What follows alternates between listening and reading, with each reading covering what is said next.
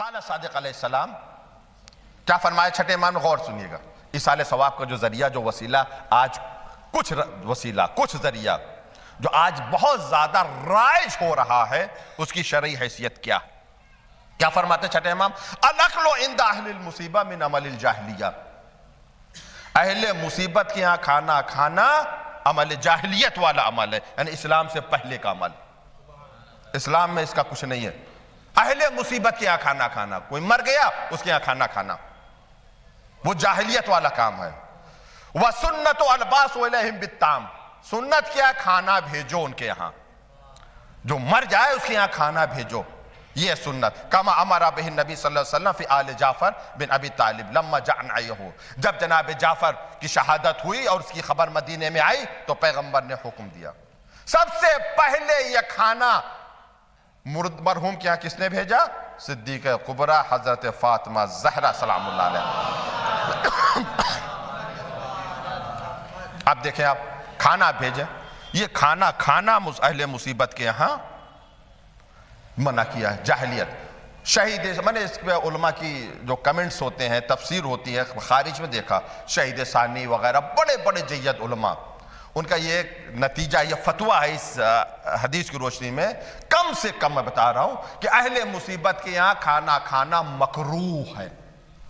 اگر حرام نہیں ہے تو مکروہ ہے، یعنی سیوم کا کھانا کھانا مکروہ ہے. میں ایک سوال آپ سے عرض کرنا چاہتا ہوں، اپنے آپ سے میں نے بہت سوال کی لیکن ہمیں جواب نہیں مل پایا، شاید آپ کو مل جائے. اگر ایک چیز مکروہ ہے تو اس مکروہ کے ذریعے سے کیا ایصال ثواب ہو سکتا ہے؟ غور کریں آپ. بھائی ہم نے کیا ایصال ثواب کے لیے کھانا سیوم کا، شریعت کیا کہہ رہی ہے کہ نہیں، یہ اہل مصیبت کے یہاں کھانا کھانا مکروہ ہے. سنت یہ تم اس کے یہاں کھانا بھیجو. جب مکروہ تو مکروہ کے ذریعے ایصال ثواب کیسے ہو سکتا ہے؟ تو سیوم کا کھانا مت کھائیں. بعض کہتے ہیں بھائی کھانے کو ملتا ہے کبھی کبھی، وہی مولانا منع کر رہے ہیں، بڑی مشکل. بعض لوگ خفا ہو جاتے ہیں.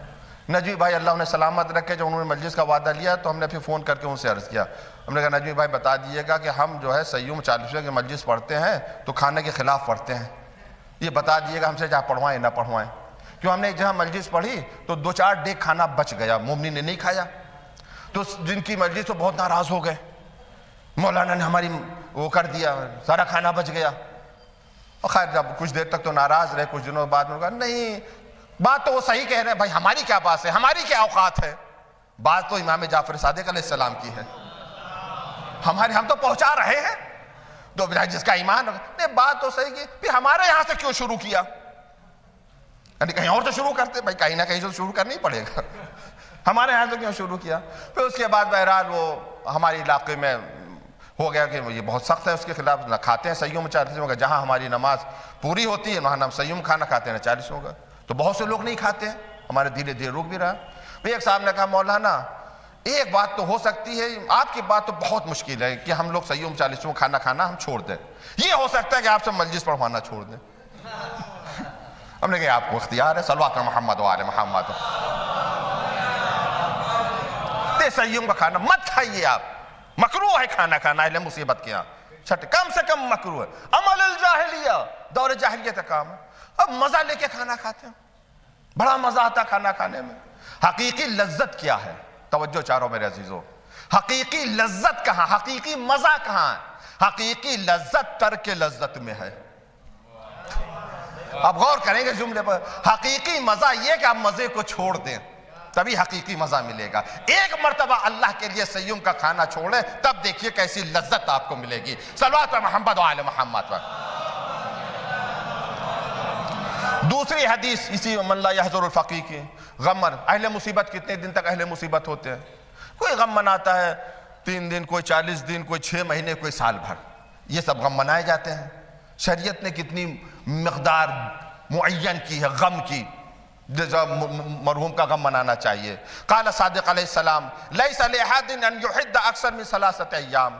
شریعت نے 3 دن غم کی مدت معین کی ہے، جو زینت وغیرہ مر جائے تو 3 دن تک غم مناؤ، یوم غم 3 دن تک ہے. ہاں الا المرأة علی زوجها حتی تنقضی عدتها، لیکن ہاں بیوی جو ہے وہ 4 مہینے 10 دن تک سوگ منائے گی. اپنے شوہر، اس کے علاوہ 3 دن تک ہے. تو کم سے کم اس 3 دن تک یہ جو شریعت نے کہہ دیا یہ تو اہل مصیبت والے دن ہیں، تو ان دنوں میں تو کھانا بالکل نہیں کھانا چاہیے، بھیجنا چاہیے. اب سوال اٹھتا ہے جو دور دراز سے لوگ رشتہ دار آتے ہیں سیوم میں، بھائی کوئی مرد دور دور سے لوگ آتے ہیں، 40واں بھی آتے ہیں لوگ دور دراز سے، تو کوئی ناشتہ دان لے کے تھوڑی آئے گا. اچھا اکثر زیادہ تر کچھ ایسے ہوتے ہیں جو ہماری طرح مریض بھی ہوتے ہیں شوگر کے، ان کو کھانا نہ ملے تو بیچارے وہ پریشان ہو جائیں. تو یہ کس کی ذمہ داری ہے؟ یہ دور کے رشتہ دار اور پڑوسیوں کی ذمہ داری ہے. جو اہل مصیبت ہے اسے اہل مصیبت رہنے دیں. جنازہ ہر گھر سے اٹھے گا ایک نہ ایک دن. ایسا نہیں ہے کہ ملک الموت کسی کے گھر کا پتہ جانتے ہیں، سب کے گھر کا پتہ جانتے ہیں. یہ ذمہ داری جو باہر سے مہمان آ رہے ہیں ان کے کھانے پینے کی ذمہ داری یہ پڑوسیوں کی ہے اور دور کے رشتہ داروں کی، قریبی رشتہ داروں کے نہیں. یہ تو بیچارے مصیبت میں گرفتار ہیں. یہ 3 دن تک جو اہل مصیبت ہیں ان کی مصیبت میں اور اضافہ نہ کریں. رہا 40ویں کا، بھائی یہ تو اہل مصیبت، اب وہ کھانا 40ویں کا کیا کہنے.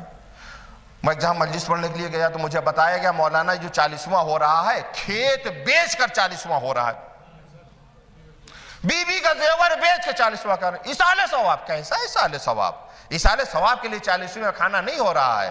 سماج میں اپنی ناک اونچی کرنے کے لیے کہ اگر میں نہیں کروں گا تو سوسائٹی کیا کہے گی، سماج کیا کہے گا. مرحوم سے کوئی دلچسپی نہیں ہے. اگر مرحوم سے محبت ہوتی کہ خود یا کسی طالب علم کے پاس جاتے ہاتھ جوڑ کر کہتے کہ میرے مرحوم کی قبر پر آ کر 1 مرتبہ سورہ ملک پڑھ دو، 1 مرتبہ سورہ یاسین پڑھ دو، نیت سے ثواب پہنچتا ہے. نہیں، وہ صرف سماج سوسائٹی کے لیے سب کچھ ہو رہا ہے، اس کے علاوہ کچھ نہیں. دیکھیے اب وقت گزر گیا میرے عزیزوں. تو 40واں کھانا کس طریقے سے آج جو ہمارے کیا، اچھا بعض لوگ ایک بہانہ، ارے آپ نے تبرک کے خلاف ورزی، کھانا تو تبرک ہے، فرض ہے. جو تبرک مجلس امام حسین علیہ السلام کی عظمت کا منکر ہے، ملعون ہے، وہ لعنت ہے اس کے اوپر. تبرک کی عظمت کا کوئی منکر نہیں.